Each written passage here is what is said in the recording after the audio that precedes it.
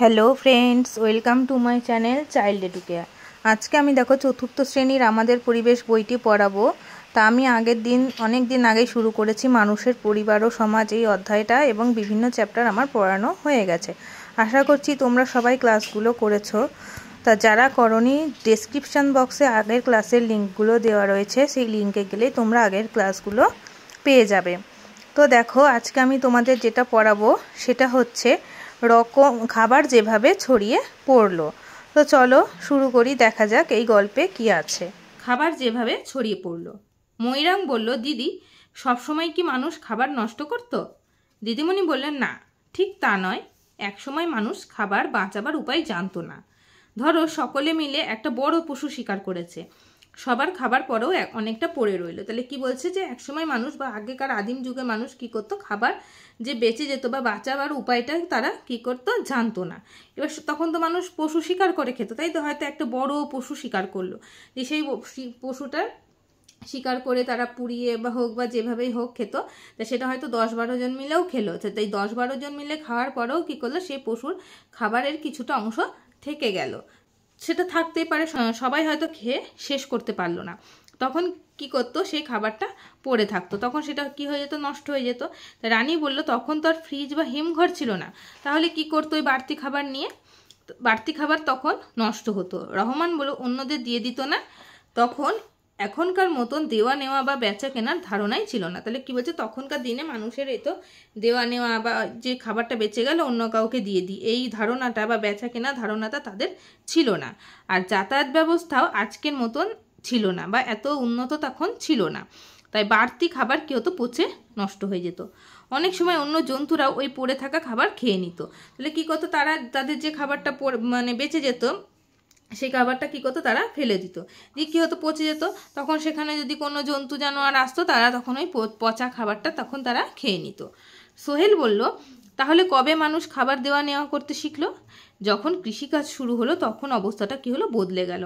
প্রথমে নিজেদের যতটুকু দরকার ততটুকু খাবারই জোগাড় করতো মানুষ, পরে আস্তে আস্তে বাড়তি খাবার তৈরি হতে থাকে। পাশাপাশি সমাজে নানান রকম খাবারের চাহিদাও তৈরি হয়, কিন্তু সব অঞ্চলে সব খাবার পাওয়াও যেত না। কি বললো, তাহলে দেওয়া নেওয়াটা কবে শিখলো মানুষ? কৃষিকাজ শুরু হলো যখন, তারপর থেকে কি করতো, তাহলে তাদের তখন প্রথমে তারা যখন কৃষিকাজ শুরু করলো তখন তারা বুঝলো যে আমাদের যেটুকুনি খাবারের দরকার আমরা সেইটুকুনি নেবো, এক্সট্রা করে কোনো খাবার নেব না। এবং পরে তাতে আস্তে আস্তে কি হলো, বাড়তি খাবারটা তৈরি হতে লাগলো। আর কি করলো, মানুষের ভেতরে নানান রকমের খাবারের চাহিদা তৈরি হলো, আর সব অঞ্চলে কিন্তু সমস্ত রকমের খাবার পাওয়া যেত না। তোমাদের বাড়ির কাছের হাটে বাজারে যে সমস্ত খাবার জিনিস বিক্রি হয় তাদের নাম নিচে লেখো। বড়দের সাহায্য নিয়ে জানার চেষ্টা করো কোন কোন জায়গা থেকে সেগুলো হাটে বাজারে আসে।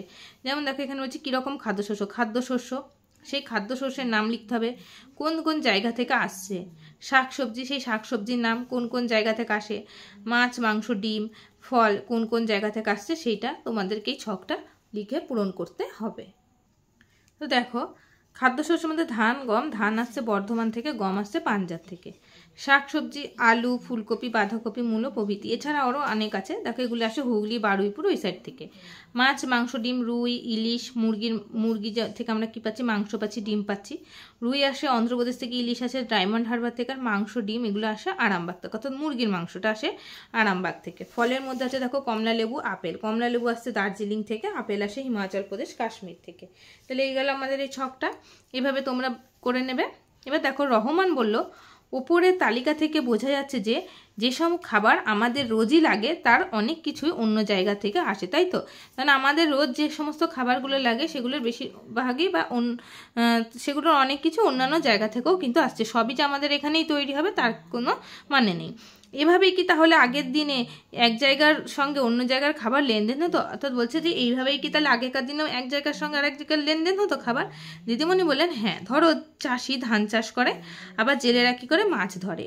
আবার আমার মতো যারা চাকরি করে তারা চাষও করে না, মাছও ধরে না। তাহলে অথচ চাষি, জেলে এবং আমি মাছ ভাত দুই খাই, এটা কিভাবে হয়? তাই তো, যে ধান চাষ করছে আর যে মাছ ধরছে, তাহলে যে মাছ ধরছে সে কিন্তু ধান চাষ করছে না, অথচ সে কিন্তু ভাত খাচ্ছে। আর যে ধান চাষ করছে সে কিন্তু মাছ ধরে না, কিন্তু সে মাছ খাচ্ছে। আবার দিদিমণির মতন যারা চাকরি করে তাহলে তারা কিন্তু ধানও চাষ করছে না, মাছও ধরছে না, কিন্তু তারাও কি করছে, ভাত মাছ দুটোই খাচ্ছে। তাহলে এটা কিভাবে হচ্ছে? সনদ বলল, চাষি জেলেকে চাল দেবে, অর্থাৎ যে ধান চাষ করছে সে জেলেকে কি দেবে, চাল দেবে, তার বদলে জেলে তাকে কি দেবে, মাছ দেবে। আর যিনি চাকরি করছেন তিনি কি করছে, চাষি ও জেলের কাছ থেকে চাল ও মাছ হাট বাজার থেকে কিনে নেবেন, অর্থাৎ টাকা পয়সা দিয়ে কিনে নেবেন। করিম বলল, এভাবেই তো সমাজে খাদ্যের দেওয়া নেওয়া শুরু হলো। মথন বলল, এখানে বিনিময় ছাড়া খাদ্য নিয়ে বেচা কেনাও হলো দিদি। তাহলে মথন বলল কি, যেখানে বিনিময় ছাড়া খাদ্য নিয়েও বেচা কেনাও তো হলো দিদি। বলছে বিনিময় প্রথা ছাড়া খাদ্য দিয়েও বেচা কেনা হলো। হ্যাঁ, হলোই তো। একেবারে শুরুর দিকে মানুষ বেচা কেনা করতো না, যখন শুরু হলো তখন কিন্তু বেচা কেনা করতো না, তখন কি করতো, দেওয়া নেওয়া। তাহলে প্রথমে হলো দেওয়া নেওয়া, তারপরে আস্তে আস্তে হলো কি, বেচা কেনা। তারপর একসময় বেচা কেনা শিখলো, তখন আর চালের বদলে মাছ না নিলেও চলতো, অর্থাৎ দেওয়া নেওয়াটা বন্ধ হলো, অর্থাৎ চালের বদলে মাছ নেওয়া বা মাছের বদলে চাল নেওয়া এটা বন্ধ হলো। তখন কি হলো, বেচা কেনা শুরু হলো। বাড়তি চাল বিক্রি করে টাকা পাওয়া যেত, সেই টাকায় চাষি কিন্তু কি কাপড়, আবার জেলেও বাড়তি মাছ বিক্রির টাকায় হয়তো কিন্তু গম বা শাকসবজি। এভাবে একসময় খাবারের বাজার তখন কি হলো, তৈরি হলো। আমাদের গঞ্জে সপ্তাহে 2 দিন হাট বসে, অর্থাৎ গঞ্জে মানে এখানে গ্রামে বলতে যাচ্ছে, যে গঞ্জে 2 দিন হাট বসে। গাড়ি করে ঝুড়িতে বা মাথায় বস্তা চাপিয়ে অনেক লোক নানান জিনিস সেখানে নিয়ে আসে। সারাদিন বেচা কেনা চলে, আমরাও মাঝে মধ্যে বড়দের সঙ্গে হাটে যাই। দিদিমণি বললেন, তাহলে দেখো, বাড়তি খাবার দেওয়া নেওয়া থেকে কত কিছু হলো কি, তাই তো? ব্যবসা বাণিজ্য শুরু হলো, তার পাশাপাশি এক অঞ্চলের সঙ্গে আর এক অঞ্চলের যোগাযোগ তৈরি হলো, বাড়তি খাবার নষ্ট হওয়ার পরিমাণও কী হলো, কমতে লাগলো।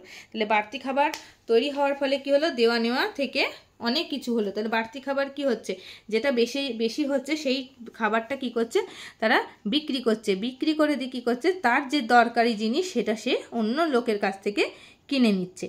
তাহলে এটাকেই বলছে কি, ব্যবসা বাণিজ্য, অর্থাৎ ব্যবসা বাণিজ্য শুরু হলো, আর এক অঞ্চলের সঙ্গে আর এক অঞ্চলের যোগাযোগটা তৈরি হলো। আর যে বাড়তি খাবার হতো সেটা কিন্তু নষ্ট হওয়ার পরিমাণটাও কমলো। করিম বলল, যাদের খাবার কেনার পয়সা নেই তারা কি করে খাবার পাবে? তুলি বলল, মরুভূমি অঞ্চলে জল নেই, চাষবাসও ভালো হয় না, সেখানকার লোক কীভাবে খাবার পায়? তাহলে এই প্রশ্নগুলো তারা করছে। রেশন দোকান থেকে অল্প দামে কি হয়, চাল আর গম দেওয়া হয়। আর প্রাকৃতিক দুর্যোগ হলে বিনা পয়সায় তখন খাবার দেওয়া হয়, যেমন ধরো বন্যা, খরা, এই সমস্ত হলে তখন সরকার থেকে বিনা পয়সায় খাবার দেয়। আর মরুভূমির আশেপাশে কম বৃষ্টিতে কোনো কোনো ফসল ভালো হয়, আবার যেগুলো চাষ একদমই হয় না সেগুলো বাইরে থেকে আনতে হয়।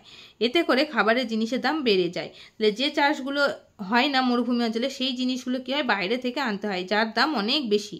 আর পাহাড়েও এর জন্য খাবারের দাম কি হয়, অনেক বেশি। ঠিক পাহাড়ি অঞ্চলেও তাই, চাষবাস সেভাবে অত উন্নত নয়, যে সমস্ত ফসলের সেখানে উৎপাদন হয় না সেই খাবারগুলো বাইরে থেকে আনতে হয়। এভাবেই কি হলো, এক সমাজের বাড়তি খাবার আর এক সমাজের কাজে লেগে গেল। তাহলে এই গেল গল্পটা। তাহলে এখান থেকেও কিছু প্রশ্ন আছে, আমি করে দিয়েছি, তো চলো দেখাই। দেখো, এখানে আমি প্রশ্নের উত্তরগুলো লিখে দিয়েছি। তো বলে রাখি, যারা আগের ক্লাসগুলো করনি বা আগের ক্লাসের প্রশ্নগুলো পাওনি বা দেখোনি ভিডিওটি, তারা যদি আমার ভিডিওটি দেখতে চাও তাহলে ডেসক্রিপশান বক্সে লিঙ্ক দেওয়া রয়েছে, সেই লিঙ্কে গেলে তোমরা আগের ক্লাসগুলি পেয়ে যাবে। তো দেখো, মানুষ কবে দেওয়া নেওয়া শুরু করতে শিখলো? কৃষিকাজ শুরু হওয়ার পরে। যেসব জায়গায় বিনিময় প্রথা গড়ে উঠলো তাকে কি বলে? তাকে বলা হয় কি, হাট। হাট সপ্তাহে কদিন বসে? 2 দিন। কিভাবে এক সমাজের বাড়তি খাবার আরেক সমাজের কাজে লাগে? দেখো, কোনো অঞ্চলে যেসব ফসলের চাষ একদমই হয় না সেখানে অন্যান্য অঞ্চল থেকে উদ্বৃত্ত খাবার নিয়ে আসা হয়। যেমন মরুভূমি ও পাহাড়ি অঞ্চলে চাষবাসের সুবিধা কম হওয়ায় বাইরের অঞ্চল থেকে খাবার সরবরাহ করা হয়। এইভাবেই এক সমাজের বাড়তি খাবার আরেক সমাজের কাজে লাগে। মরুভূমি বা পাহাড়ে খাবারের দাম বেশি হয় কেন? মরুভূমি বা পাহাড় ভালোভাবে চাষের উপযুক্ত নয়, ফলে সব ধরনের ফসল এখানে পাওয়া যায় না। ফলে সেখানে কি হয়, বাইরে থেকে অনেক খাবার আনতে হয়, তাই এখানে খাবারের দাম অনেক বেশি হয়। 5 নম্বর কোশ্চেন দেখো, আদিম মানুষরা উদ্বৃত্ত বা বাড়তি খাবার কি করত? আদিম যুগে খাদ্য সংরক্ষণের ব্যবস্থা ছিল না বলে বাড়তি খাবার কি হতো, নষ্ট হতো। কোনো কোনো সময় পশু পাখিরা এসে সেই খাবার খেয়ে যেত। নাম্বার 6, বিনিময় প্রথা কিভাবে চালু হলো? আদিম যুগে মানুষ এক একটা পরিবার এক এক রকম জিনিস তৈরি করত। তাদের উদ্বৃত্ত জিনিসগুলি তারা অন্যদের দিয়ে নিজেদের দরকারি জিনিস নিতে শুরু করার মাধ্যমে বিনিময় প্রথা চালু হলো। নাম্বার 7, বর্তমানে কি কি পদ্ধতিতে খাদ্য সংরক্ষণ করা হয়? বর্তমানে রান্না করা খাবার ফ্রিজে রাখা হয়, চাল, ধান, গম, ডাল প্রভৃতি দানা শস্য জাতীয় খাবার কোথায় রাখা হয়? গুদামে। এছাড়া আলু, পেঁয়াজ প্রভৃতি কাঁচা ফসলগুলো হিমঘরে রেখে সংরক্ষণ করা হয়। তাহলে এইগুলো গেল আমার প্রশ্ন উত্তর। আজকের ক্লাসটা বা ভিডিওটা এই পর্যন্তই থাকলো। আমি এখানেই শেষ করছি ভিডিওটি। সবাই ভালো থেকো এবং মন দিয়ে পড়াশোনা করো।